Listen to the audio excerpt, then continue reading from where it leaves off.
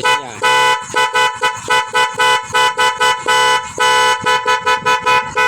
Okay, so ayan mga boss, gumagana na. Hey there. Subscribe to my channel. And also press this bell icon. Magandang gabi mga kamotorik. So welcome back po sa aking YouTube channel. So ngayon sa gabing nito, maglalagay naman tayo ng horn passing light sa motor na scooter. So gagawin natin, lalagyan natin sa installan natin ng ito yung busina na parang ano yung tinatawag ba to? Nail horn. So ito install natin to dito sa ayan, so dito sa motor na to at lalagyan na rin natin ng passing light. So pag nagbusina ka, iilaw yung ating driving light. Yun ang tinatawag na horn with passing light. So kailangan gamitan natin ng relay. 4-pin relay, pwede rin yung 5-pin na relay, pero magagamit lang natin dito yung 4-pin. So mamaya papakita ko sa inyo kung paano i-install ang relay na to para sa ating gagawing horn with passing light. Hey there. Subscribe to my channel.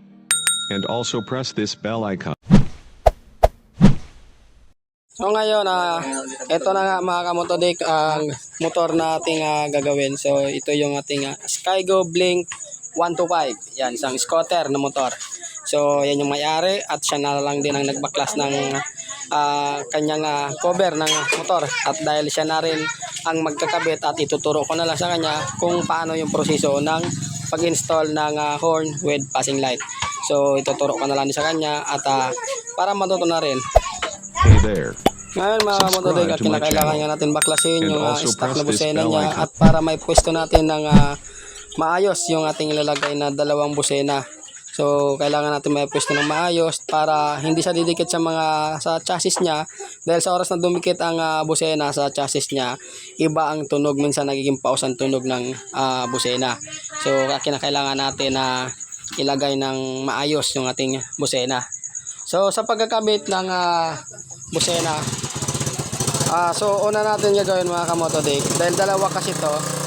So ngayon ang gawin natin, lalagyan natin to ng dalawang wire. Itong dalawang terminal na to, dugtungan natin at ikakabit natin doon sa isang busena na kagaya rin ito para series lang ang mangyayari sa kanila. So pagkatapos yung dalawang wire na nakabit na natin dito na natin idudugtong sa stock na wire ng busena.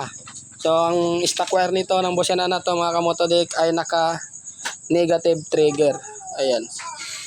Positive trigger to, naka positive trigger. Ayan. Makikita nyo naman sa stock wire ng busina nyo, kapag ang isang green at isang medyo light green, ibig sabihin niya naka positive trigger yan. Pero pag ang isa naman ay itim or pula at yung isa naman ay green, ibig sabihin ay naka negative trigger yan mga kamotodik. So install muna natin to.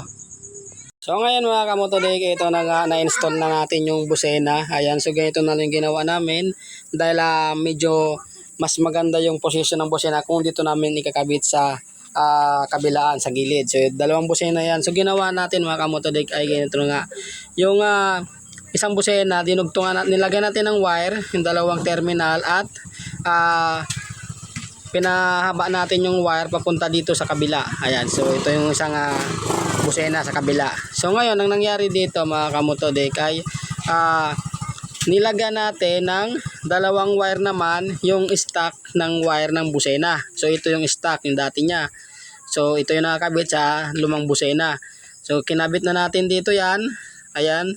So kung makikita nyo, may dalawang wire yan papunta dito sa kabilang busena at dinugtungan ko ulit ng dalawa pang wire para naman ito doon sa relay.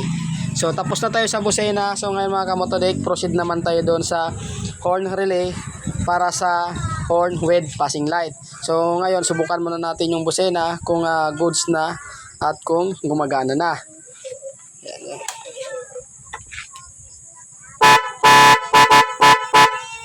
So, ayan mga kamotorik, kung narinig nyo naman, gumagana na yung busena at malakas din yung busena pero hindi pa sumasabay yung ilaw ng ating driving light. Wala pa siyang passing light dahil nga hindi pa natin na-install yung ating horn relay. So, bago ang lahat mga kamotorik, bago natin makalimutan at kung bago ka pa lang sa aking YouTube channel, so hindi ka pa nakapag-subscribe, please click po ng subscribe button dito lamang sa baba ng video na to. At click nyo na rin ang notification bell para lagi kayong updated sa mga bago kong video ina-upload. So ngayon, proceed na tayo sa pagkabit ng horn, passing light.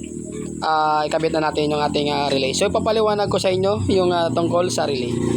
Ngayon mga kamotodik, ito yung ating horn relay na gagamitin. Ayan, so 5 pin ito. So kung makikita nyo, meron na yan mga wire dahil ito yung socket relay. Kung wala kayong socket relay, pwede nyo rin naman dugtungan na lang ng wire yung mga paa ng ating relay. So kung makikita nyo, may 4 na wire yan. Itong sa baba na to, itong color pula na to, ito yung number 30. So sa madaling salita, ito yung common. At itong dalawang dilaw naman, ito yung number 85, ito yon. At number 86 naman, itong sa kabila. At number 87, ito yung color blue. So ngayon, para makita nyo talaga yung mga numbers at may paliwanag ko sa inyo, so tatanggalin natin itong socket nya. So ito yung mga kamotodik yung ating relay. So makikita nyo medyo kalawangin kasi dahil nga medyo nabasa sa pinaglagyan ko. So nakita nyo ito number 30, number 86, number 85. At number 87A yung sa gitna. So ito yung permanent open. So hindi na natin gagamitin to. Yung sa taas naman ito yung number 87. So sa pagkabit nito mga kamotodik, itong number 30, kakabit natin to doon sa positive wire ng ating motor. So dito sa mga galing sa susian, ito yung color pula na to. So dyan natin ikakabit itong number 30. Itong number 85 naman, saka number 86, dito na natin ito ikakabit sa dalawang wire na dinugtong natin sa stock wire ng busena. So yung number 85, ito yung color green na wire. At yung number 86 naman, ito naman yung color puti na ikinabit natin dito sa color light green na wire. Light green or light blue ba to? So dyan natin dinugtong yan. So ngayon, kabit na natin yung socket. Wala na. Ade, dito may kabit. So, unahin natin yan mga kamotodik yung number 30 ng relay. So, yan ang kakabit natin dito sa positive wire na manggagaling sa susian ng ating motor. So, yan ang unahin na muna natin ikabit. So, pagkatapos natin ikabit mga kamotodik, unahin naman natin, isunod na natin tong dalawang wire na dilaw. So, itong number 86, dito natin ikabit. Ikabit mo dyan. Ang number 86 na wire, kabit natin dito sa trigger ng busena. Yung stock wire ng busena na tinanggal natin kanina. Ayan. Sa color light green. At yung number 85 naman dito sa ground. Ayan. So, ikabit nyo na lang dyan sa stock wire. Pwede nyo ikabit dyan sa body ground, yung number 85.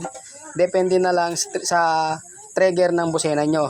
So, mas madaling paraan, dalawang wire nyo na lang ikabit dito sa stock na wire ng busena. So ngayon, nakabit na natin yung tatlong wire, may natitira tayong isang wire, yung number 87.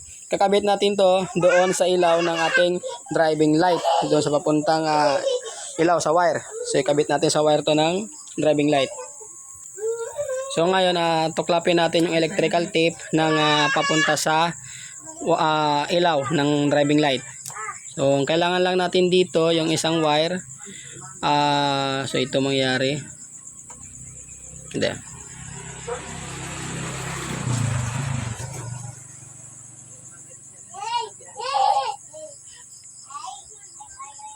Ayan, so ito po yung wire ng ating driving light, ng ilaw ng ating driving light. So dito na natin ikabit yan itong number 87 ng ating relay. So ayan. Yan. So ngayon mga kamotodik, na kabit na natin lahat ng wire. Susubukan muna natin ngayon. Sige, open mo. Subukan natin kung goods, busena. Busena mo na. Ayan, sige, isa pa. Ayan. Okay. So ayan mga kamotodik, okay na yung ating ginawang horn with passing light. So dito sa Skygo Blink 125 scooter na motor. So sana may natutunan kayo sa video na to, at kung meron man, paiwan ng isang like at pa-subscribe kung hindi pa nakapag-subscribe, at marami pong salamat.